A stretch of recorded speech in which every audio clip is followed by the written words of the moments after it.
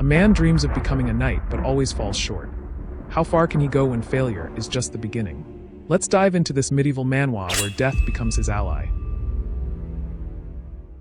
On a bright yet cloudy morning, a cook was noisily waking up everyone in the camp for breakfast, banging a pan with a ladle. Amidst the commotion, a soldier began to stir from his sleep. Nearby, another man frantically inspected his boots, panicking at the sight of a bug inside. The noise in the camp grew unbearable, particularly for Encred, a soldier who had recently been demoted to the squad leader of this chaotic group of misfits. Despite the racket, one man stubbornly remained asleep. Later that day, the soldiers marched onto the battlefield. The commander's voice boomed as he ordered the troops to attack, and the two armies clashed in a violent melee. In the chaos, Encred, the story's protagonist, struggled to hold his own. He lacked special skills or remarkable talent. His strength came purely from relentless training. As he blocked an attack with his shield, he managed to kick one soldier away, only to be tackled by another. Knocked to the ground, he was overpowered and beaten mercilessly. As the enemy soldier delivered the final blows, another soldier decapitated his assailant, saving him momentarily. Encred tried to reach for his sword, his mind clouded with doubt about his abilities as a soldier.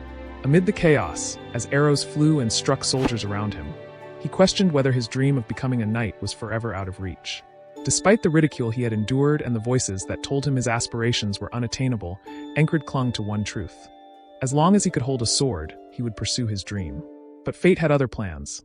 An enemy soldier struck him down with a fatal blow to the throat. Blood gushed as he fell to his knees, bitterly reflecting on his futile struggle. His death felt pathetic, a tragic end to a worn-out dream. Yet, just as the darkness claimed him, a ball of light appeared. He found himself in a dimly lit cave. Moments later, Encred opened his eyes, disoriented. The loud clanging of a pan jolted him awake, and confusion washed over him as he realized he was back in the camp. Everything was exactly as it had been that morning. The cook banging the pan, the frantic man inspecting his boots, and the bug that sent him into a frenzy. Encred couldn't shake the eerie sense of déjà vu. Was he trapped in some twisted illusion? Or was this something far stranger? Later that day, the events on the battlefield played out again, exactly as before. He blocked an attack, only to be struck fatally in the throat by another soldier. The cycle repeated. Over and over, Encred relived the same day. Each morning, the cook's pan woke him up. Each night, he died on the battlefield. By the fourth iteration, he awoke clutching his throat, haunted by the phantom pain of the sword piercing his flesh. As the day repeated yet again, Encred began to understand the horrifying truth. He was trapped in an endless loop, reliving the same fate with no escape in sight. And there, on the battlefield once more, he saw the same enemy soldier advancing toward him, ready to deliver the blow that had killed him countless times before. It was the seventh time Encred had seen the tip of that sword, a perfect, precise thrust. He closed his eyes, accepting his fate yet again, his seventh death. As life ebbed away, Encred's thoughts swirled with regret. If only he had swung his sword with greater determination, if only he had pushed himself harder. Maybe he wouldn't be lying here in defeat. As he drifted into the abyss, a voice echoed through the void. It came from a hooded figure seated in a boat, holding a lantern that cast an eerie glow. The man spoke calmly, urging Encred to give up and stop struggling. But before Encred could respond, everything went dark. When he opened his eyes again, it was morning. The familiar sound of the cook banging a pan to wake the soldiers filled the air. Encred sat up immediately, startling Rem, the soldier beside him. Without hesitation, Encred told Rem to check his boots, warning him about the bug inside. Rem inspected them skeptically but jumped back when he saw the insect, quickly stomping it to death. Annoyed, Rem accused Encred of planting the bug as a prank, but Encred denied it, claiming he had seen it crawl into the boot earlier. As Encred looked down at the squashed insect, a sense of grim familiarity washed over him. This was the 18th time he had seen that same bug. He silently resolved to make it through the day without dying. Encred's journey with the sword had started when he was young. A retired mercenary passing through his village had taken notice of him and taught him the basics of swordsmanship. Encred had even bested the mercenary in a sparring match, prompting the man to declare that he had the potential to become a knight. That simple declaration had sparked Encred's dream, to one day stand as a knight capable of turning the tide of a battlefield single-handedly. But dreams often clash with harsh realities. Encred had left his village to join a mercenary corps, believing that hard work alone could overcome any lack of talent. Yet the reality of the battlefield was far from forgiving. Once, during a village stop, he was humiliated when a child challenged him to a duel and easily bested him. The boy's disappointment was palpable as he dismissed Encred as weak and walked away, leaving Encred kneeling in the dirt, clutching his bruised chest. That night, under the cold brilliance of the stars, Encred redoubled his determination. He trained relentlessly, striking at trees with his sword until his hands bled. Even if becoming a knight seemed impossible, he refused to give up. If nothing else, he would become a soldier worthy of respect. 3 years passed. Present-day Encred had climbed as far as his abilities would allow. He was now the squad leader of a second-rate unit. One morning, he called Jackson to take over his duty rotation. Jackson agreed, but jokingly demanded repayment later. Watching their exchange, Rem noted Jackson's wild, predatory gaze directed at Encred. Encred approached Rem to ask about the heart of the beast, a technique he had attempted to learn before but abandoned in frustration. Rem scoffed, reminding him that he had given up on it once already. Encred persisted, determined to master it this time. Even after learning the heart of the beast, Encred kept dying, unable to overcome the same soldier who had stabbed him 21 times on the battlefield. But this time, with every repetition, he had begun to memorize the sequence of events. He dodged the spear. He evaded the attack from behind. He blocked the arrow that would have struck a comrade. And for the first time, Encred cut down an enemy soldier with precision. All that remained was the swordsman who had killed him countless times. As the man lunged, Encred remembered Rem's earlier warning. If you close your eyes on the battlefield, you'll die. Be brave. Become a bastard who doesn't fear death. A beast. This time, Encred didn't flinch. He saw the sword coming and dodged, finally embodying the heart of the beast. The enemy soldier was stunned. Encred seized the opportunity and countered, only to falter in the crucial moment. The enemy's blade found his throat once again. In the dreamlike encounter that followed, the hooded boatman reappeared, urging Encred to give up and board the boat. But Encred refused, his resolve burning brighter than ever. The morning arrived with the cook's pan clanging through the camp. Encred was already awake, sitting up with a new determination in his eyes. He had seen the tip of the sword, and this time he was ready to survive, no matter the cost. The battle raged on, and for the 33rd time, Encred found himself facing the same soldier. He could now clearly see the enemy's thrust, dodging it with precision. But the soldier was too fast. Encred was struck and sent sprawling to the ground, his medallion string snapping and the charm tumbling free. His mind drifted back to his days as a mercenary. During one of his assignments, Encred had taken on a monster subjugation request in a struggling village. After a grueling battle, he stood bloodied and exhausted over the slain beast. The village, too poor to offer gold, gave him a simple charm as payment. An old man in a tattered hood pressed it into his hands, claiming it would grant Encred what he desperately prayed for. Now, lying on the battlefield, Encred couldn't help but wonder if it was behind this endless loop, this repeating day designed to forge him into a knight. The enemy soldier stood over him, his eyes glinting with a cruel delight in the chaos of war. He offered Encred mercy, urging him to surrender and end his suffering. The morning came again. The clang of the cook's pan signaled the start of another day. Encred was already awake, smirking as he told Rem he had placed an insect in his boots. Rem's reaction was immediate, shock and anger. "Have you lost your mind?" he snapped. This time the bug survived. It scurried away, only for Encred to crush it underfoot moments later. Turning to Rem, Encred demanded another lesson in the heart of the beast. Out in the clearing, Rem swung his axe at Encred, who dodged the strike with ease. Rem froze, confused. He noticed something strange. Encred's aura had shifted. His body, particularly near his heart, seemed to have toughened, as though it had grown a protective layer. It was a sign of improvement, yet Rem remained skeptical. "What's going on with you?" Rem asked, narrowing his eyes. Encred didn't answer directly. Instead, he picked up his sword and challenged Rem to spar. Rem gave him a wary smile but warned him that mastering the heart of the beast wasn't enough. "It won't matter if you can't land a strike," he said. The fight began. Encred assumed his stance, focusing on a technique he'd honed over countless deaths. The soldier who had killed him so many times had left an indelible mark on his muscle memory, and Encred mimicked the soldier's deadly stab. Rem sensed it, a sharp, malicious intent behind Encred's strike. It was unlike anything Encred had shown before. Startled, Rem parried the attack, causing Encred to lose his grip on the sword. For a fleeting moment, Encred had captured the essence of the soldier's move. Rem stepped back, his expression a mix of surprise and respect. "That stab, it's the most decent thing you've shown me so far," he admitted. Then, softening his tone, he offered advice. "Don't doubt yourself. Hold your weapon like you mean it. Confidence is the only thing you're lacking." Encred nodded, absorbing Rem's words. He realized the gap between himself and the soldier wasn't just skill, it was unwavering self-belief. Days turned into weeks as the cycle repeated. Encred continued to train under Rem's guidance, dying and returning to the battlefield each time. By the 123rd attempt, the repetition had carved expertise into his very bones. On the 124th attempt, something changed. During their sparring session, Encred pushed Rem back for the first time. Rem stumbled, his face darkening with a sour expression. "You're insane," he muttered, his gaze dropping to Encred's bloodied hands. The flesh was torn, blood dripping freely from his palms. But Encred was laughing, a raw, unhinged sound that echoed through the clearing. He had done it. He had mastered the stab of his nemesis. For the first time, victory didn't seem so far away. With unrelenting malice, Encred thrust his sword toward the enemy soldier, the blade striking the soldier's helmet with a sharp clang. Despite the effort, Encred was once again struck in the throat. As the enemy prepared to finish him off, Encred rasped through the pain, "Tomorrow, I'm going to end you." The soldier paused, a faint smile curling his lips. "The dead don't have tomorrow," he replied coldly. Morning arrived yet again, heralded by the familiar clatter of the cook's pan. The same bug tried to scuttle away, but Encred crushed it underfoot. This time, Rem noticed and thanked him. Encred, not missing a beat, casually suggested, "If you're that thankful, you can take my guard duty." Rem was taken aback, bewildered by Encred's sudden nonchalance. This was the 125th day of Encred's cursed cycle.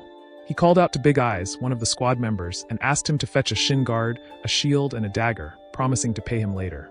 Big Eyes rolled his eyes but obliged, grumbling, "I'm only doing this because you're the boss now." Rem, still trying to process Encred's abrupt change in demeanor, shot him a confused look. Jackson, overhearing the exchange, chuckled and explained, "That's what happens when you dump all your chores on him, Remington." Annoyed but silent, Rem observed as the squad began to notice the shift in Encred. His confidence had grown, his commands sharper. Yet behind his newfound assertiveness, Encred wrestled with doubt. What if he couldn't win, even after thousands or tens of thousands of attempts? What if survival remained an impossible dream? But giving up was not an option. Encred steeled himself, vowing to break past the wall that stood before him. He prepared meticulously for the battle ahead. The horn of war echoed across the camp, and soldiers marched to the battlefield. Encred, a man with no remarkable talent, had survived thus far through three crucial traits: preparation, luck, and an unshakable composure. He remembered the lessons learned from each agonizing death. On the 46th day, his left shoulder had been shattered by a spiked mace. On the 71st day, an enemy soldier had severed his foot. But now, armed with a shin guard, he was ready. By the 89th day, he'd lost count of the ways he'd died. One attempt ended with his head split by a thrown axe. But this time, he dodged it, retaliating with a dagger that found its mark in the enemy's head. Encred remembered his comrade felled by an archer's deadly arrow. Not this time. When the arrow from the infamous claw of the hawk flew, Encred was ready. He blocked it, deflecting its lethal trajectory. Finally, it was time to face the wall, his nemesis. Their eyes locked across the chaos of the battlefield, the noise around them fading as though the world itself had crafted a stage for this moment. The enemy soldier struck first. Encred blocked the attack, then dashed forward, his movements fluid. The soldier followed with a second strike, but Encred parried it, surprising his opponent. Seizing the moment, Encred headbutted the soldier, then kicked up dirt to blind him. Without hesitation, he followed with a sword strike. The soldier countered, narrowly missing Encred with a stabbing thrust. Encred dodged, pivoting quickly to parry the follow-up strike. His parry shattered the enemy's sword. Before Encred could press the advantage, an archer loosed an arrow toward him. The soldier dropped his broken weapon, realizing the end was near.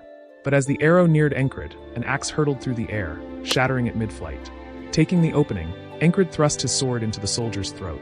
The man staggered, falling to his knees. Rem shouted in anger at the claw of the hawk for interfering. But Encred was already standing over his defeated foe. He looked down at the soldier, the din of the battlefield fading around them. Slowly, Encred raised his sword and declared, "This is mercy." With a single strike, he severed the soldier's head. Encred exhaled shakily, a victorious smile spreading across his face. After 125 relentless days, he had finally overcome the wall that had blocked his path. But victory was fleeting. A shadow loomed behind him. Before he could react, something struck him, a monstrous enemy with a frog-like appearance. The frogman sneered, his voice dripping with disdain. He remarked how much effort he had put into training the soldier Encred had just defeated and expressed disbelief that someone like Encred could have won. As the frogman raised his weapon to strike, Rem intervened, blocking the attack with his axe. Without hesitation, Rem counterattacked, but the frogman skillfully parried. Their weapons clashed in a flurry of strikes. Meanwhile, another enemy soldier with a spear closed in on Encred, ready to finish him off. Jackson, however, was quicker, decapitating the soldier with a swift slash. The duel between Rem and the frogman momentarily halted as they locked eyes. Rem's voice cut through the battlefield noise as he growled, "If you want to take my squad leader's head, You'll need my permission first." The frogman scoffed, unable to comprehend how a weakling like Encred could be the commander instead of Remington recognizing the frogman's race as the warrior frogs. Beings born and bred for combat, Rem realized this would be no easy fight. On the other hand, the frogman acknowledged that defeating Rem would require putting his own life on the line. Rem's demeanor shifted, his aura darkening as he prepared to go all out. Sensing the battle wasn't worth the risk, the frogman stepped back and retreated. Elsewhere, Jackson carried an unconscious Encred on his back through the chaos. Another enemy soldier tried to attack them, but Rem appeared just in time, cleaving the assailant in two. As more enemies emerged, one of the squad members punched an attacker to protect Jackson, while another swordsman carved a path through those blocking their way. The squad worked in unison, shielding Jackson as he carried Encred to safety. A horn signaled a retreat, and the battlefield began to empty. As Encred's vision faded, the sound of a single water droplet echoed in his mind. Suddenly, he found himself in an eerie, misty realm. A boatman sat before him, speaking in a calm yet chilling tone. The boatman told Encred he had survived another day, but warned that his struggle was far from over. The walls before him would only grow taller, and despair would inevitably claim him. Encred, despite his battered state, slowly stood, his eyes burning with determination. He told the boatman that walls existed to be overcome. The boatman's lips curled into a knowing smile. "I'll be waiting," he said, "for the moment your eyes, filled with ambition and greed, lose their light completely." Encred awoke in the infirmary, the familiar clang of the cook's pan absent. Recognizing his surroundings, he saw Rem seated nearby, complaining loudly. "2 days, Encred. You've been sleeping for 2 whole days." Rem boasted about saving Encred from the frogman, adding a dramatic flourish to his tale. When Encred tried to sit up, pain shot through his body. He could barely believe he had survived. Rem updated him on his condition. No broken bones, but a badly shaken head. Grinning, Rem asked, "Do you remember your best friend forever?" while pointing to himself. Encred groaned. "I never said we were friends," he muttered, calling Rem a noble hunter with a smirk. Rem immediately covered Encred's mouth, glancing around nervously. "Shut up," he hissed. "That's a secret." Later that day, Cries, formerly Big Eyes, entered the infirmary, grumbling about being owed triple for the equipment he had fetched. Encred retorted by asking where Cries had been during the battle. Cries, unbothered, grinned and offered a discount, reducing the debt to double instead of triple. As the sun set, Jackson entered the tent, tossing a small item at Encred. Without a word, he turned to leave, only pausing to say, "Apply it morning and night. Don't ask where I got it." Encred opened the package and found ointment, Jackson's personal stash. He couldn't believe it. Jackson hated sharing anything.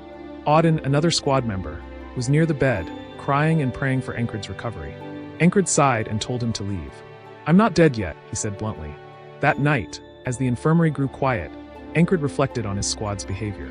They had taken turns watching over him. Could it be that they actually cared? He dismissed the thought as unlikely. Just then, Ragna strolled in, casually munching on an apple. Seeing Encred awake, he stopped. "Why are you even here?" Ragna asked, his tone as indifferent as ever. Without waiting for an answer, he walked away. Encred smirked to himself. "No way he's worried about me," he thought. "He doesn't care one bit." There were 2 other soldiers in the infirmary. One was a platoon commander from another company who seemed perpetually irritated. The other was a nameless soldier who spent all his time staring into space, his rank too low to be of note. Encred had no idea how either had ended up there. The atmosphere shifted when a woman entered the tent. Her pointed ears and strange sword marked her as a fairy. Her commanding presence silenced the room. "Who is the commander of the 444th Squad?" she demanded. Encred blinked in confusion, unsure of what to say. The atmosphere in the room shifted as all eyes turned to the newcomer. One of the soldiers muttered under his breath, "A fairy?" The woman ignored the comment, her gaze sharp as she scanned the group. She asked one of the soldiers which unit he belonged to. The soldier hesitated before answering that he was from the Vengeance Division, the commander of the 3rd Platoon in the 2nd Company. Her expression grew stern as she questioned if his company had failed to teach him the proper protocol of stating his race when addressing a superior. Embarrassed, the soldier looked away and apologized. Encred observed the exchange, piecing together who she was. He concluded that this must be the new commander of the 4th Company. When it was his turn to speak, he introduced himself as the commander of the 4th Squad within the 4th Company and 4th Platoon. The commander regarded him briefly before remarking that she had heard about his leadership, particularly his ability to manage his difficult squad members. She said she looked forward to his continued contributions. Encred thought to himself that it seemed odd for her to come all this way just to say that. As she turned to leave, she stopped abruptly and asked another soldier for his name. The soldier stammered, claiming his name was Krang. Encred had a strong suspicion the name was fabricated, especially given the soldier's poor attitude in front of a superior. Encred wondered silently if Krang might be a noble. Without another word, the commander glanced at the soldier one last time before walking away. As the sun set, Encred tested the movement of his hands. Most of the pain in his body had subsided, and he could finally muster some strength. He began considering the idea of resuming training. A fellow soldier noticed and asked where Encred was headed. When Encred replied that he was going to the training area, the soldier called him an idiot for pretending to act tough when he was still the lowest-ranking soldier. Ignoring the comment, Encred's thoughts drifted to the previous battle. He recalled the final, desperate stab that had saved him and began to wonder. What if it had failed? He realized he needed to develop a new skill. If his one attack didn't work in the future, it would surely cost him his life. As he tried to simulate Rem's movements and imagine his next move in such a scenario, a voice interrupted him. Krang was standing nearby, watching him curiously. "You're working hard," Krang commented, his tone laced with sarcasm. Encred turned to face him. Krang added that he'd noticed Encred's hands twitching in the barracks, and now here he was, seemingly lost in thought. When Krang asked what he was doing, Encred explained that he was training his grip strength and replaying the battle in his mind. Krang raised an eyebrow and asked why Encred was so determined. "Are you trying to become something by preserving your life?" he asked. Encred hesitated, considering whether to reveal his dream. Would Krang laugh at him the way so many others had? Summoning his courage, Encred raised his sword and answered, "A knight." Krang was momentarily taken aback. Encred studied him, waiting for the inevitable laughter. But Krang didn't laugh. When Encred pointed this out, Krang hastily made an excuse, claiming he had forgotten to laugh. He then mumbled something about having other matters to attend to and quickly walked away. Before leaving, Krang turned back and said, "If you do become a knight, remember my name." For the first time, someone had supported Encred's dream, however indirectly. The next morning, the soldiers in the camp were in high spirits, singing and playing the harp. Meanwhile, back in the infirmary, Encred found himself annoyed by another soldier's constant complaints about delayed breakfast. Deciding he needed fresh air, he went for a walk and encountered Jackson.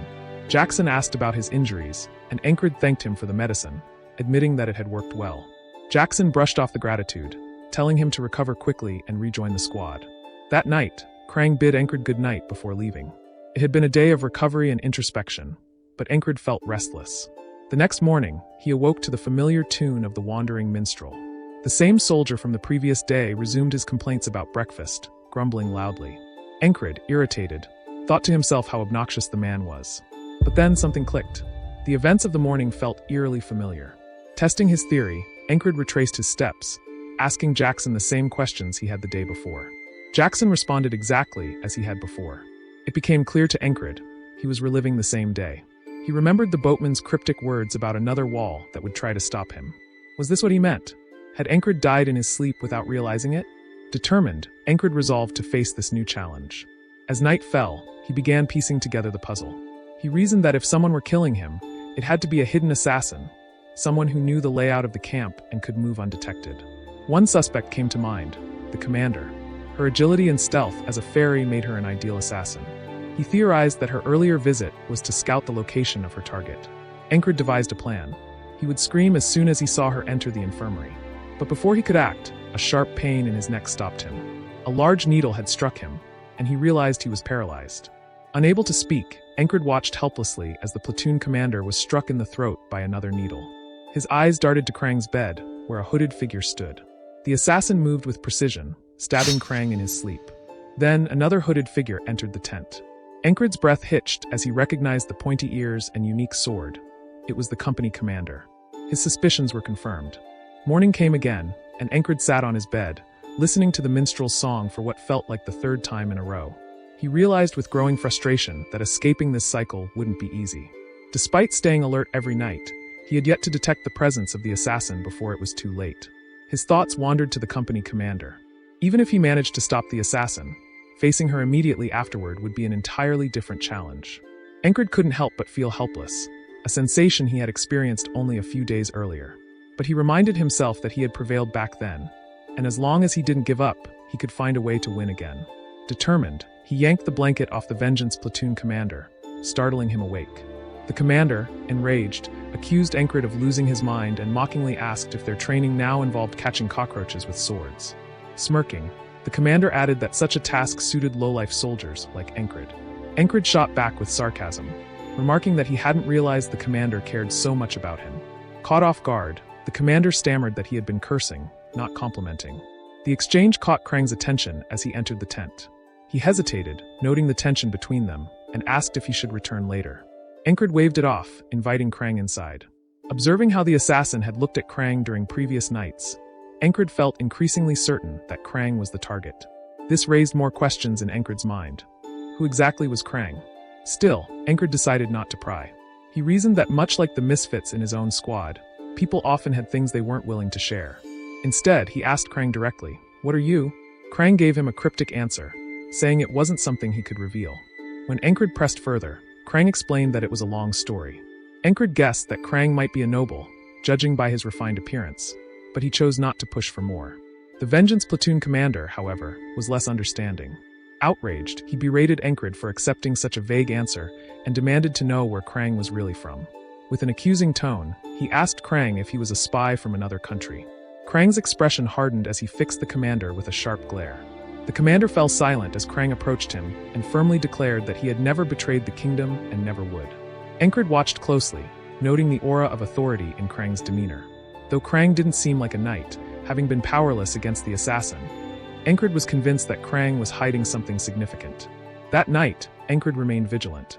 He stood by the tent entrance, keeping watch, while the platoon commander scoffed and asked why he wasn't sleeping. Encred revealed his suspicion that an assassin would soon invade the tent and urged the commander to cooperate if he valued his life. The commander dismissed his warning and turned his back to sleep. Krang, meanwhile, slept peacefully, seemingly unconcerned. As Encred kept an eye on Krang, a faint noise caught his attention. Before he could react, a needle grazed his neck, leaving him paralyzed. He watched helplessly as the assassin struck, killing the platoon commander and stabbing Krang with a sword. Moments later, Encred collapsed, unable to move. Morning arrived again, the minstrel's song marking the start of yet another day. Encred clutched his head, realizing it was the fourth time he had woken up in this repeating nightmare. Without evidence of the assassin's presence, he knew he couldn't rely on help from either the Vengeance platoon or Krang. He considered informing his superiors, but when he tried, his concerns were brushed off. That night, Encred resolved to scream and alert the others the moment he sensed the assassin. But just as he prepared to shout, a blade pierced his throat from behind, silencing him. The cycle repeated night after night, with Encred trying different strategies to stop the assassin. On the 20th morning, frustration weighed heavily on him. Yet, oddly, he found himself smiling at the thought that he had only died 20 times. Determined to find a way, he began contemplating how to avoid the poison needle. Later, as he observed Jackson cleaning his knife, a memory resurfaced. He recalled asking Rem why Jackson was called a perverted wildcat. At the time, Rem had looked confused before explaining that the nickname stemmed from Jackson's fighting style. He never confronted enemies head-on, but instead preferred to ambush them from behind and flee. Watching Jackson now, Encred wondered if someone like him could easily defeat the assassins. But lacking the authority to bring Jackson into the fight, Encred concluded that this was a challenge he had to overcome on his own. Still, he decided to seek Jackson's advice. Approaching him directly, Encred asked, "If someone like you were to stab me in the back, how could I stop it?" Jackson paused, seemingly caught off guard by the question. Then, with a smirk, he replied, "I'm not sure. No one's ever survived one of my ambushes." Encred's eyes widened at the chilling honesty of Jackson's response. Jackson glanced at Encred, who wore a serious expression, and sighed heavily. He told Encred that to survive, he'd need eyes on the back of his head. Encred, confused, asked what Jackson meant by that. Instead of answering directly, Jackson pointed toward the camp and asked if Encred could see the wagon behind the tent. Puzzled, Encred responded that he couldn't see any wagon, but when he turned to look, he spotted it in the distance. He wondered how Jackson had noticed something so far away. Jackson added, almost casually, that the wagon's wheel was about to fall apart.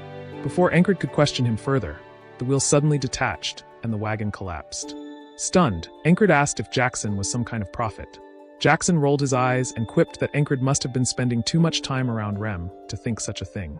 Encred, still in awe, insisted that Jackson stop joking and explain how he had known. With a smirk, Jackson pointed to his ears and said it was all about sound. He explained that he could hear the faint creaking of the wheel joints and predicted the failure. Hearing this, Encred was amazed and asked himself how Jackson could hear such a tiny noise when even he hadn't noticed it. Jackson, noticing Encred's disbelief, advised him not to rely solely on what he could see. If Encred wanted to improve, Jackson said, he needed to start listening, to sharpen his senses and follow the sound. For once, Jackson's explanation was unusually detailed. Encred found this surprising, since Jackson often dismissed such discussions as too troublesome. When asked why he was suddenly so helpful, Jackson admitted it was less about kindness and more about avoiding being pestered. He had noticed that Encred was annoyingly persistent and didn't give up easily. That night, lying in bed, Encred couldn't stop thinking about Jackson's advice. His mind returned to the assassin, his second great obstacle. If he could sense the assassin, he might survive. He began listening to his surroundings, trying to isolate each sound. He heard the rhythmic footsteps of the patrol, the faint crackle of a torch, and even the gentle rustle of the tents. But before he could locate the assassin, a sharp needle struck his throat once again. Morning came, and Encred woke with frustration mounting. Despite his efforts, his progress felt painfully slow. Still, his body seemed to remember the repetitive cycle of dying and training. Determined, he went to Jackson and asked the same question as before. Jackson explained further, telling Encred that with enough practice, his ears could become like an extra set of eyes. To illustrate, Jackson snapped his fingers unexpectedly, startling Encred. Jackson then explained that sound traveled in waves, spreading in all directions. In the chaos of countless overlapping noises, he said, one needed to focus and pick out a single wave. Taking Jackson's advice to heart, Encred spent the next day practicing. He walked around the camp, meditating and concentrating on sounds. He tried to isolate specific noises, starting with the gentle flapping of the camp's flag. He even attempted to count how many flags were present just by listening. He tuned in to the footsteps around him, distinguishing those that were close from those far away. Soon, he could even hear the faint fluttering of a bird about to land on a tent pole. Krang approached during one of these sessions, watching Encred as he sat still in intense concentration. With a smile, Krang asked what kind of training Encred was doing now. Encred, without looking up, replied sarcastically, saying he wasn't training but just sitting there like a fool. Krang chuckled, noting that Encred was not the type to waste time aimlessly. Day after day, Encred continued his relentless cycle of practice, death, and revival. By the 33rd day, his frustration was palpable. On the 34th attempt, he failed again to hear the assassin in time. Yet, each failure brought him closer to understanding the faint patterns of sound around him. While practicing in the tent, Encred opened his eyes suddenly, startling Krang, who had been trying to sneak up on him. Krang asked how he had noticed and wondered aloud if Encred was training his hearing. Encred didn't respond directly, but Krang remarked again that Encred was far from a fool who wasted time. Later that night, when the assassin made their move and threw a needle, Encred finally reacted in time. He dodged the needle, grabbed the blade he had hidden under his pillow, and slashed at the attacker. The assassin, clearly shocked by the unexpected defense, retreated. Encred smiled, feeling a sense of triumph for the first time. The assassin was no longer an invisible specter of death. The assassin lunged at Encred, attempting a counterattack. Encred quickly realized that the assassin wasn't nearly as skilled as the enemy soldiers he had faced on the battlefield. Glancing at the platoon leader, Encred noted grimly that he was already dead. Krang, startled awake, grabbed his sword just as the assassin aimed another strike at Encred, narrowly missing. Despite the assassin's lack of skill compared to battlefield soldiers, Encred knew he couldn't afford to be careless. The assassin hurled a dagger, grazing Encred's chest. Before Encred could retaliate, the ferry company commander appeared. Without hesitation, Encred launched an attack against her, mistaking her for an enemy. Seizing the distraction, the assassin flung several needles toward both Encred and Krang. The ferry company commander, however, leaped over Encred and shielded Krang, deflecting the needles with her cape. At that moment, Encred realized the ferry company commander wasn't allied with the assassin. Wasting no time, he turned his focus back to the assassin and charged. The assassin managed to block the strike but, sensing the odds turning against him, chose to retreat. He had failed his mission to eliminate Krang, and with the ferry company commander protecting them, he had no choice but to flee. As the danger subsided, Krang speculated aloud that the assassin had likely been after him. Encred confirmed his suspicions, prompting Krang to ask, bewildered, how Encred could be so sure. Encred explained matter-of-factly that no one would hire an assassin to target a low-ranking soldier like himself or vengeance. The ferry company commander agreed, commending Encred for his quick thinking. Despite her apparent alliance, Encred remained wary. He gripped his sword tightly when she remarked that the incident could not be allowed to spread and that no witnesses could be left alive. Tension hung in the air as Encred prepared for another fight. However, Krang intervened, pleading with the ferry company commander to spare Encred's life. After a brief silence, she bowed slightly and agreed, saying, "As you wish." Krang then inquired about the platoon commander's fate, and she assured him that they had an antidote, so he should survive. As Krang began devising a way to cover up the incident, he expressed frustration at the potential trouble it would cause if word got out about an assassin's presence. Encred suggested calmly that they could destroy any evidence of the attack.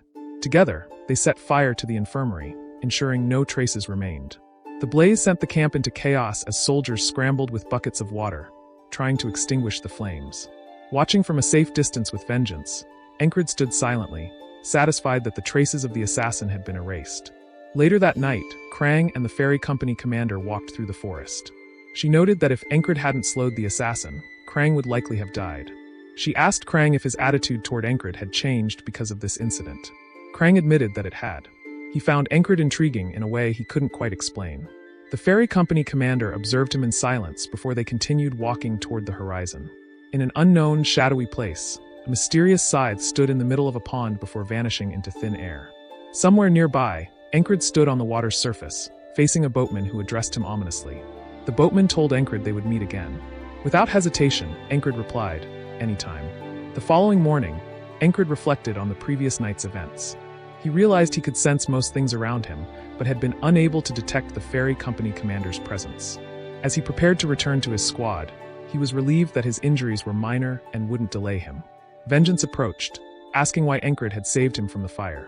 Encred, slightly annoyed, wondered why Vengeance, who seemed to dislike him so much, would question his motives. Encred simply replied that it was because they were comrades. Vengeance, caught off guard, mumbled to himself, calling Encred a selfless fool for helping him despite everything. When Vengeance asked if Encred was returning to his squad, he warned him that things had grown chaotic in his absence. Curious, Encred inquired about the situation. Vengeance explained that rumors were spreading, claiming the entire base was cursed. Meanwhile, chaos unfolded in the squad's area. Ragna, visibly irritated, was loudly berating Remington. In a fit of anger, he shoved Rem, who smiled and effortlessly lifted Ragna into the air. This quickly escalated into a brawl, with debris flying as the two clashed. Soldiers scattered, yelling for their squad leader to intervene. By the time Encred arrived, Ragna had been thrown into a tent, and Rem was taunting him, threatening to decorate his skull with his axe. Ragna, undeterred, drew his sword and swore to split Rem in half. The fight grew more intense, with no one daring to step in. Encred finally intervened, stopping the fight. The soldiers watching breathed a collective sigh of relief at his return. As he surveyed the chaotic scene, Encred shook his head, thinking to himself that these two troublemakers were likely the curse everyone had been talking about. 4 days had passed since Encred returned to his squad. One night, as he was sleeping, he was abruptly awakened by Jackson. Apologizing softly, Jackson explained that he had been trying to leave without making noise. Encred reassured him that it was fine since he was about to wake up and head out anyway. Jackson remarked on how sharp Encred's senses had become, especially given how recently he had started training them. Encred admitted that he had been practicing, to which Jackson encouraged him to keep it up, saying it would come in handy one day. Determined not to waste time after his recovery, Encred went out for his morning workout. On his way back, he noticed Auden doing push-ups with a massive boulder balanced on his back. Auden greeted him, asking if he was returning from training. Standing up, the towering figure of Auden blocked the sunlight, casting a shadow over Encred. Auden praised the value of a strong, well-trained body, calling it a weapon in itself. He joked that Encred needed to toughen up until he could withstand a kick from a frog, then observed critically that Encred still looked too thin. Encred replied with a simple, "I'll try." Back at the squad tent, chaos was brewing. Rem kicked Ragna awake, reminding him it was his turn for duty. Groaning, Ragna crawled toward his sword while Rem, clearly annoyed, reached for his axe. Before the situation escalated, Encred entered the tent just in time and asked if they were about to start fighting again. He told them to give it a rest, while Auden chimed in with a prayer, declaring that violence solved nothing. Rem pointed an accusatory finger at Ragna, claiming that if Ragna didn't start his cooking duties, they were all going to starve. Encred backed up Rem, firmly telling Ragna to get on with his task. Surprisingly, Ragna complied, taking the apron from Rem, though he grumbled about it. When Rem teased him about taking so long just to follow orders, Ragna dismissed him, muttering that the apron smelled bad. Rem sniffed it and quipped that it actually smelled good. Encred, growing tired of their antics, told Rem to stop picking unnecessary fights and asked if he was bored. Rem smirked and admitted that he was. The lack of battles made him restless. Encred suggested a duel, which instantly brightened Rem's mood. The two sparred intensely. Rem landed a hit on Encred's side and prepared for another strike. Encred, staying calm, focused on maintaining his composure and relied on his training with the heart of the beast technique. He managed to block Rem's second attack and readied himself to counter. However, Rem anticipated the move, dodged swiftly, and used his axe to disarm Encred, grabbing and throwing him to the ground. Disappointed, Rem commented that he had expected more from Encred, considering how much he had improved recently. He asked mockingly if Encred had learned anything new besides basic stabbing. Slowly rising, Encred realized he had changed. He was no longer the same as before. His determination surged as he told Rem to come at him again. Despite noticing Encred's lack of refined skills, Rem admitted to himself that he never grew tired of seeing the serious fire in Encred's eyes. As the duel was about to resume, dark clouds gathered, and rain began to pour. They both returned to the tent, drenched but silent. Inside the tent, Encred stood at the entrance, watching the rain. Rem complained loudly about how the damp weather would cause mushrooms to grow on his feet, while Jackson dried his hair with a towel. Nearby, Ragnar slept soundly as Auden prayed. Cries burst into the tent, grumbling about how many times his duels had been cancelled due to the rain. He joked that he might actually believe the base was cursed. Encred asked curiously what curse Cries was referring to. Cries seemed surprised Encred hadn't heard the rumors and explained that people were saying the base was cursed because of strange events, erratic weather, increasing casualties, and even the tent fire. He mentioned that several scouts, including Jack, Bo, and Rotten, had been injured, fueling the superstition. Despite the rumors, Cries dismissed the idea of a curse but acknowledged that the unpredictable weather only added to the speculation. Encred reassured him that the higher-ups wouldn't let such rumors spiral out of control. Cries, noticing Encred standing at the entrance, asked what he was doing. Encred replied that he was honing his senses. Rem scoffed at the idea, asking sarcastically if Encred thought he was a stray cat. He added that such training was pointless. Jackson, however, disagreed, saying that Encred's method wasn't bad and that he was progressing well. Rem turned to Jackson and shouted, demanding to know what he had been teaching Encred. Auden suggested that if Encred wanted to train indoors, there were exercises he could do even while lying down. Ragnar offered to check Encred's stance again if needed.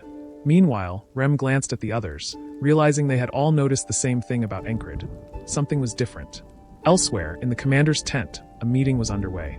The leaders discussed sending a scouting party before winter arrived, though they debated who should be tasked with it. The ferry company commander proposed the 444th squad leader, Encred. One of the leaders scoffed, calling Encred useless and a liability, claiming he would only hold the scouts back. The ferry commander defended her choice, stating confidently that Encred might deliver unexpected results. When asked why she believed so, she replied with a knowing smile, ferry instinct. The following morning, Encred was summoned by the ferry company commander. She informed him that he would be sent to a scouting mission. At the squad tent, Cries looked at Encred and asked if he had done something to upset the company commander. Confused, Encred replied, wondering what he could have possibly done to provoke her. Cries suggested that there had to be a reason why she chose him specifically for the mission. This thought lingered in Encred's mind. He began to suspect that the ferry commander might be trying to get rid of him now that Krang was gone. Rem, standing nearby and gripping his axe, asked Encred if he truly planned to go. He even offered to help him get out of it, should Encred want an excuse. Encred responded dryly, remarking that he wasn't about to use an axe on his superior the way Rem might. Rem laughed but clarified that he wasn't suggesting anything so drastic. Encred, however, warned Rem not to cause any trouble, reminding him of his history of impulsive decisions. The conversation took an unusual turn when Encred overheard Auden praying fervently. The large man was pleading with the gods not to take their precious squad leader away. Encred couldn't help but wonder what had gotten into his squad mates. Even Ragnar offered to take his place on the mission, though everyone quickly declined the idea. Jackson asked Encred if the commander had assigned him to scout the tall grass field. When Encred nodded, Jackson gave him advice. Pay close attention to the rustling of the grass and note any disturbances. That's the first step in avoiding an ambush, Jackson said. Before Encred could respond, Rem grabbed his axe and shouted at Jackson to stop filling Encred's head with strange ideas. Encred sighed, worried about how his squad would manage without him. If they couldn't stop fighting now, what would happen once he was gone? Reflecting on his past, Encred recalled how his lackluster skills had caused him to be shuffled from one squad to another after enlisting. It wasn't until he became the leader of the leftover squad that he had found a place where he could contribute. His thoughts were interrupted as Rem charged at Jackson, axe in hand, while Jackson rushed toward him with his dagger. Encred stepped between them and managed to stop the fight. Rem glared at him, calling him either brave or foolish. Jackson, smirking, told Rem he should be grateful. Without Encred's intervention, Rem might have gained another hole in his chest. The next day, under a bright, sunny sky, Encred and the scout squad set out across the fields. Knowing they would be on the front lines, Encred used the opportunity to sharpen his senses. Andrew, the scout squad leader, sneered at Encred and called him leftover squad leader. He told him to focus and lashed out, pointing out that despite having the same rank, Andrew was the one in charge. Andrew challenged Encred to a fight if he had a problem with that. One of the other scouts laughed, mocking Encred by saying he wouldn't have the guts to fight Andrew, especially since he was from the outcast squad. Andrew dismissed Encred entirely, boasting that if Encred ever did challenge him, he would try not to hurt him. He went on to belittle Encred's squad, claiming it only functioned because of his subordinates. Andrew's loud declarations annoyed Encred, who found the squad leader's arrogance exhausting. Did they not understand the purpose of scouting? Their noise risked compromising their mission. When someone found tracks, Andrew excitedly claimed they belonged to a gnu and suggested following them for a chance to feast on its meat. Encred, however, knew that gnus typically traveled in groups of 20. Was Andrew seriously planning to fight that many? The idea was ridiculous. Henri, one of the scouts, laughed and corrected Andrew, saying the tracks belonged to a gazelle. Not a gnu. Henry's laid-back attitude stood in contrast to the rest of the squad, and Encred found himself talking to the former hunter. Henri, who had lived in a mountain town, shared his experiences as a hunter, which Encred found insightful. Night fell, and the squad leader was still leading them in circles, searching for news that weren't there. The entire day had been wasted. The next morning, they finally arrived at their destination, the Green Pearl, a vast expanse of tall grass fields. Andrew, full of bravado, declared that they would cross the grass, find the enemy scout party, and capture them as prisoners to bring back to camp for a reward. Henri hesitated, uneasy about entering the grass. Encred reminded him that they needed to follow the squad leader's orders. As they moved deeper into the tall grass, Encred noticed Andrew's uncharacteristic silence. For once, the man seemed serious, which Encred grudgingly acknowledged as a good thing. Henri pointed out the lack of animal droppings in the area, which was unusual given the abundance of food available for wildlife. When Encred asked if it was a problem, Henri explained that animals tended to avoid areas where predators were present. Encred's senses suddenly sharpened as he heard the sound of a paw striking the ground. His heart sank when he saw a beast in the distance. He shouted for everyone to get down, just as two of the squad members were struck by arrows. The enemy. Chaos erupted as they tried to flee. Andrew was quickly caught, and Henri was struck in the head by a crossbow bolt. Encred found himself surrounded, his options dwindling as the weight of the situation pressed down on him. The enemy pursued Encred relentlessly. He could hear the distinct sound of a crossbow being readied to fire. Remembering Jackson's advice, he moved swiftly and strategically, but the cacophony of battle made it difficult to focus. Multiple bolts zipped past him, narrowly missing their mark. However, the bolts still struck Encred. On the second day, Encred had tried warning Andrew about the ambush, but Andrew dismissed his concerns outright. Frustrated, Encred attempted to find another route, but no matter which path he chose, the enemy intercepted him. It was as if they were always one step ahead. The ambushes continued, but Encred refused to give up. He adapted, counting about 20 crossbowmen stationed in the east. Deciding to head north to evade the archers, he ran into a squad of spearmen. Even when he managed to slip past them, the pursuit never ceased. The enemy's green-dyed uniforms blended seamlessly with the field, clearly designed for stealth and ambush. Crawling away from the chaos, Encred pondered their intent. What are they guarding in this field to warrant such heavy preparation? He thought. His musings were interrupted when he spotted an enemy camp in the distance. His curiosity deepened. What are they hiding? He wondered, just before an enemy sword nearly struck him. As Andrew began yet another tiresome speech about capturing the enemy scouts, Encred remained silent. He knew better now. Entering the field meant certain death. Despite his frustration with Andrew's recklessness, Encred couldn't shake the feeling that the enemy was guarding something significant. Henry's voice broke through his thoughts, calling him back to reality. Encred glanced over and saw Andrew barking orders, telling him to stop daydreaming. One of Andrew's subordinates approached Encred and tried to defend the squad leader, suggesting that Andrew had his own struggles. Why should I care? Encred snapped, his patience wearing thin. There's a limit to how much nonsense I can take from an idiot.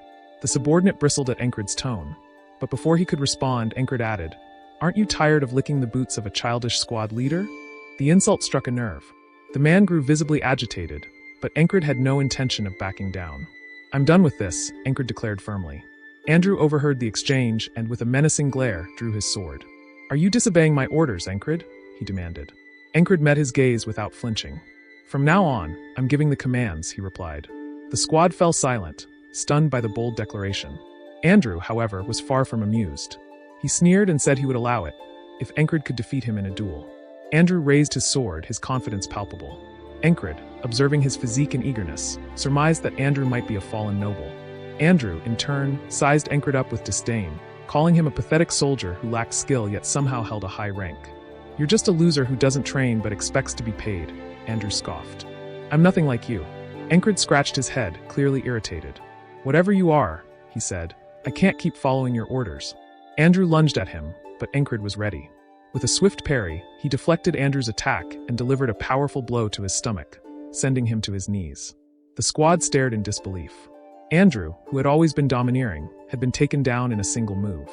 Encred straightened and addressed the group. "From now on, this squad is under my command," he said firmly. The others, seeing no alternative, reluctantly agreed. Taking charge, Encred led the squad into the tall grass. As they moved, he struck up a conversation with Henri, asking him about his dreams. Henri, caught off guard, hesitated before answering. He admitted that he wanted to marry a beautiful woman who owned a flower shop. "Then you'll need to survive today," Encred told him simply. He turned to the rest of the squad and asked them the same question, reminding them that their dreams hinged on making it out alive. The reminder steeled their resolve, and the squad became more focused. Spotting movement ahead, Encred instructed Henri to shoot an arrow in the direction he pointed. Henri hesitated, noting there was nothing there, but Encred insisted. Trusting his new leader, Henri fired, and hit an enemy scout squarely in the head. The enemy camp erupted in chaos, and the squad members panicked momentarily. Encred barked orders, telling Andrew to follow him. Though annoyed, Andrew had no choice but to comply. Without hesitation, Encred moved swiftly and stabbed one of the enemy soldiers in the back, initiating the assault. The enemy were caught off guard as Encred led the ambush, while Andrew swiftly took down one of the enemies. Encred recognized the need to capitalize on the confusion and reduce their numbers quickly. When another enemy moved to stab Andrew from behind, the threat was eliminated by Andrew's bodyguard, who acted with precision. It became clear why Encred had specifically asked Andrew to follow him. He had anticipated that Andrew's loyal bodyguard would accompany him. As the enemies shouted in panic, Encred's squad was well prepared, using the chaos to their advantage. The battle began in the tall grass field, where even the enemies struggled to pinpoint the squad's location.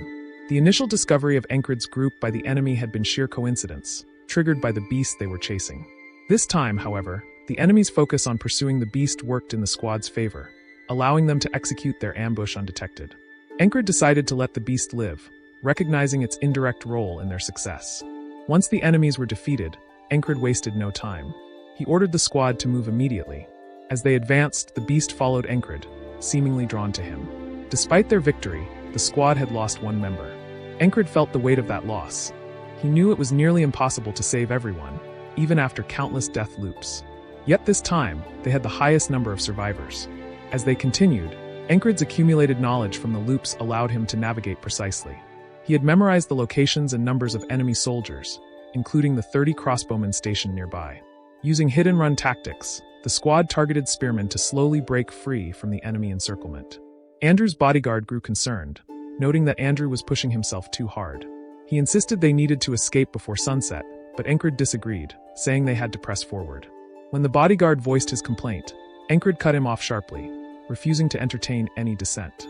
Tension escalated when the bodyguard drew his sword and pointed it at Encred, surprising everyone. The bodyguard accused Encred of recklessness, claiming he had no intention of following orders that would lead them to their deaths. Encred remained calm but resolute.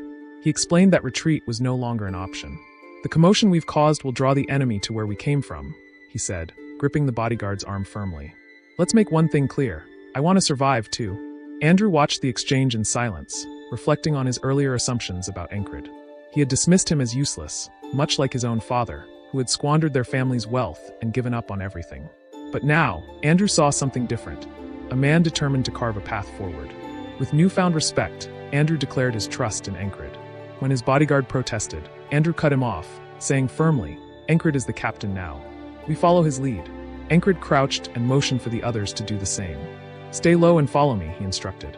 To survive, they would have to seize the initiative and ambush the enemy to break free of the encirclement. As they crawled through the tall grass, Encred used his heightened senses to locate the enemies. The field was densely populated with spearmen, but after dozens of loops, Encred had identified a critical weak point, a specific time and location where the enemy formation was vulnerable.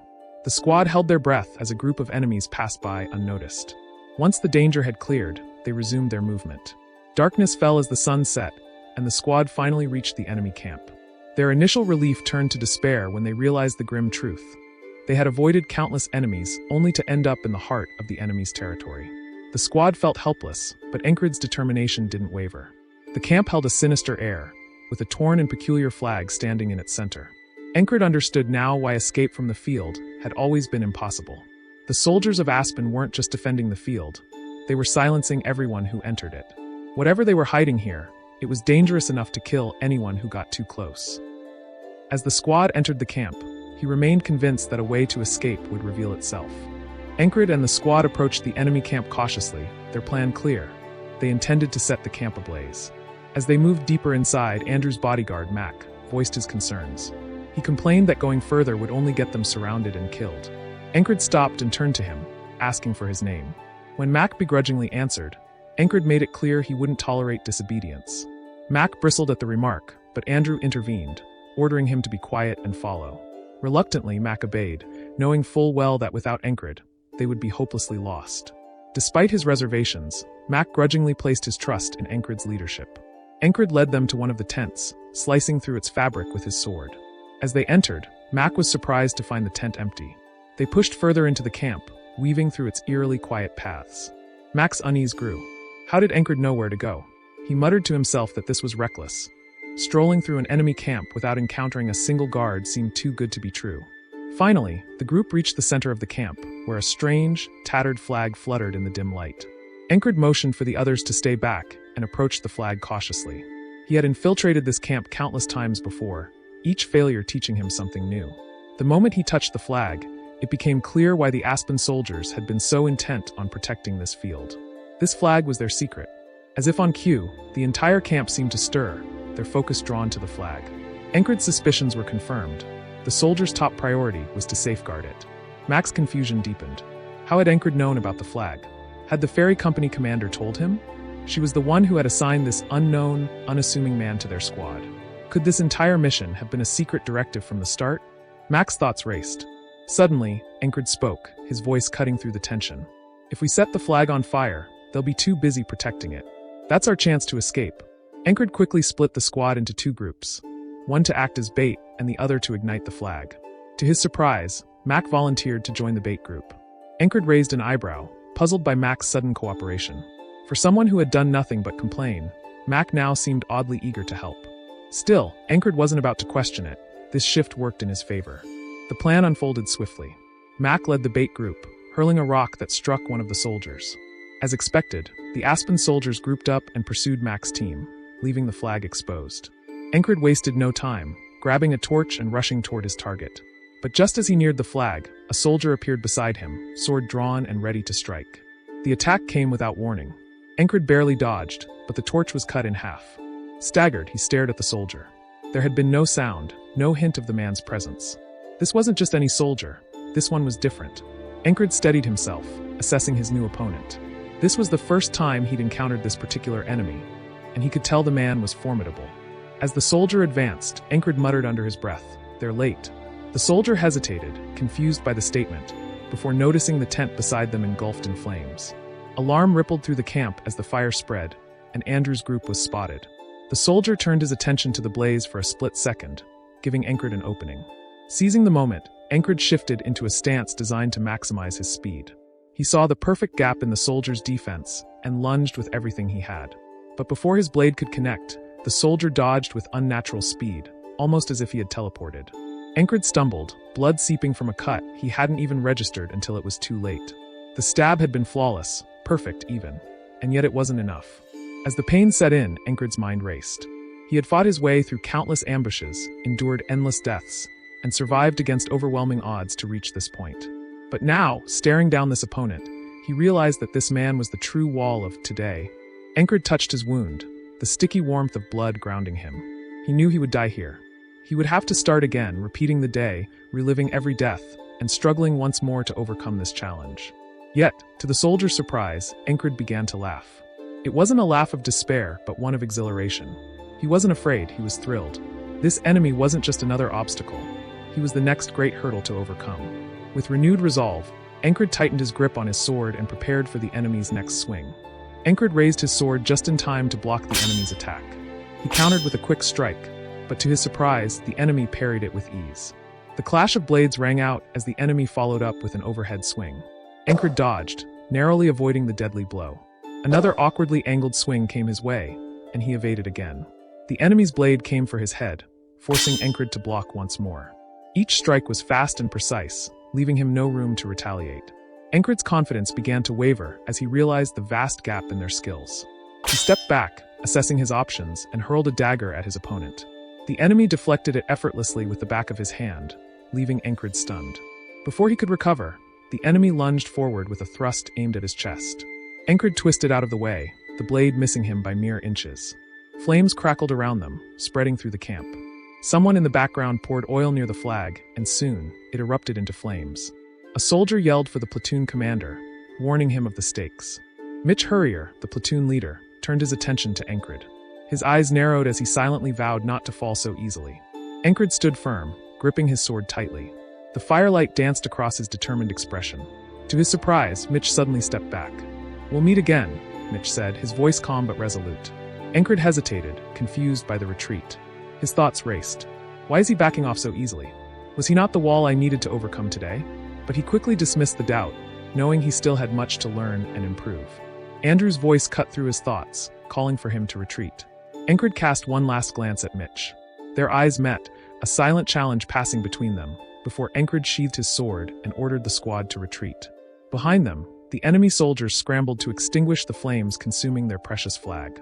Encred and his squad ran, the heat of the fire fading as they put distance between themselves and the camp. They reunited with Mac's team, but one member was missing, and Henri was injured, blood staining his clothing. Mac surveyed the group and asked, "Is this it? They're not going to send a large-scale pursuit, right?" Encred, breathing heavily, replied, "Probably not." Henri began to cough, his condition worsening. The sound of enemy footsteps echoed behind them. Encred, Mac, and Andrew turned to face the pursuers. In the chaos that followed, Encred decapitated one soldier, Mac stabbed another, and Andrew slit the throat of a third. "Keep moving," Encred shouted, his voice commanding above the fray. Henri, struggling to keep up, gasped, "They won't follow us if we head toward the field fox and snake habitat. There's a safe route, a hunter's path." Encred trusted Henry's judgment and told him to lead the way. As they moved, the sounds of their pursuers gradually faded. A lone fox watched from a distance as they fled. Thanks to Andrew and Mac's efforts, the remaining enemies were dispatched quickly. Henry's knowledge of the terrain proved invaluable, and the group managed to lose their pursuers. As the first light of dawn broke across the sky, they finally arrived at their camp. Exhausted and battered, the squad stumbled in, their faces pale and clothes torn. Henri collapsed, unconscious from blood loss. Encred, clutching his wounded arm, looked utterly spent but alive. The sun rose higher, marking the start of a new day. Elsewhere, in the enemy's camp, a hooded man paced angrily. He couldn't fathom how the renowned Grey Dogs, the elite soldiers of Aspen, had failed to stop a handful of intruders. They broke through the defenses, set the camp ablaze, and escaped, he muttered, disbelief heavy in his voice. The Grey Dog Company, named after the persistent hounds native to the Principality of Aspen, prided itself on never giving up once it locked onto a target. Known as the Persistent Lovers, they were revered for their unyielding determination, whether in battle or pursuit. The Grey Dog commander turned to Mitch Hurrier. "Was the one you fought strong?" Mitch, still visibly upset, replied, "If it weren't for the fire, I would have ended him then and there. He got lucky." The commander's lips curled into a smirk. "That luck won't save him next time." Back at the tent, Encred sat alone, deep in thought. The encounter with Mitch weighed heavily on him. The gap in their abilities gnawed at his pride. He tightened the bandages on his arm, frustration flickering in his eyes. He hadn't been able to overcome this wall, but he would. It was only a matter of time before he would face Mitch again, stronger and ready. Alright, that's a wrap for today's video. Thanks so much for watching, and I'll catch you in the next one.